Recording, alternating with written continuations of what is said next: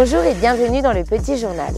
À l'occasion du Nouvel An, nous avons suivi la préparation du feu d'artifice tiré depuis le Signal. Un spectacle magique pour terminer l'année. Tout de suite les images. Jour de Saint-Sylvestre à l'Alpe d'Huez. Il est à peine 9 h, mais le feu d'artifice du soir se prépare déjà. Paul Buissière est chargé du bon déroulement du spectacle avec son petit-neveu Rudy. Originaire de la Chartreuse, ce sexagénaire a découvert le métier d'artificier un peu par hasard, il y a 30 ans. La naissance d'une vraie passion. Quand on entend le public applaudir, c'est comme un artiste sur sa scène. C'est le remerciement qu'on a. La satisfaction du travail accompli. C'est notre paye, quoi. Une passion explosive qui nécessite une préparation méticuleuse où l'artificier n'a pas de place pour l'improvisation. Pendant 6 minutes, quelques 300 bombes viendront éclairer le ciel de l'Alpe d'Huez. Ça va monter environ 75 mètres. Ça va, une fois que la chasse est partie, ça allume ce qu'on appelle l'espolette, c'est un rotard. Et quand la bombe arrive en haut, la bombe, les effets, le dessus explose, ce qui fait l'effet visuel. Mais Paul et Rudy doivent composer avec une inconnue, la météo. Avant que la pluie arrive, que ça reste de la poudre, et de la poudre mouillée, ça ne part pas. Le vent est revenu.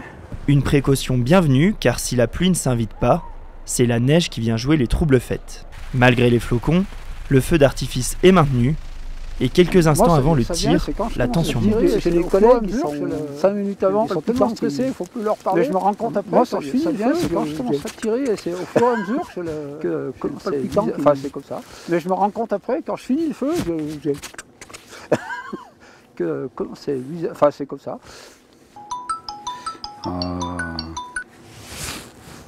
Oui, Steph. Ouais. Au téléphone, Stéphane, l'organisateur, attend le feu vert de Paul. Ça marche. Puis, la magie opère.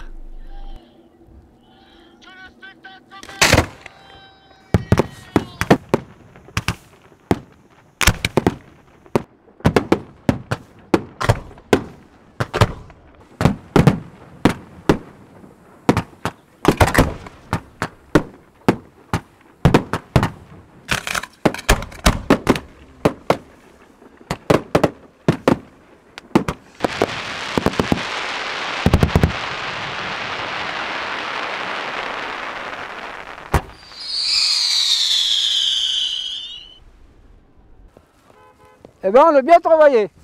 Du bon travail qui a mis des étoiles dans les yeux des petits et grands. Une belle manière de commencer 2024. L'artiste Lydie Mizac a exposé ses tableaux au musée de l'Alpe d'Huez. Un voyage au cœur de la montagne et des stations de ski. Reportage. Donner du bonheur, du rêve, de la lumière, des couleurs. Une exposition 100% montagne était au musée de l'Alpe d'Huez. L'artiste Lydie Mizac y a dévoilé quelques-uns de ses tableaux.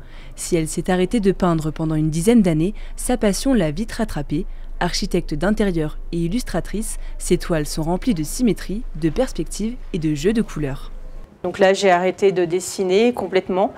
J'ai travaillé la 3D et à un moment donné, je me suis dit stop, c'est plus possible. Donc pendant des vacances, je me suis obligée, j'ai pris un carnet et tous les jours un dessin, tous les jours un dessin. Et à fur et à mesure, je me suis remis à peindre.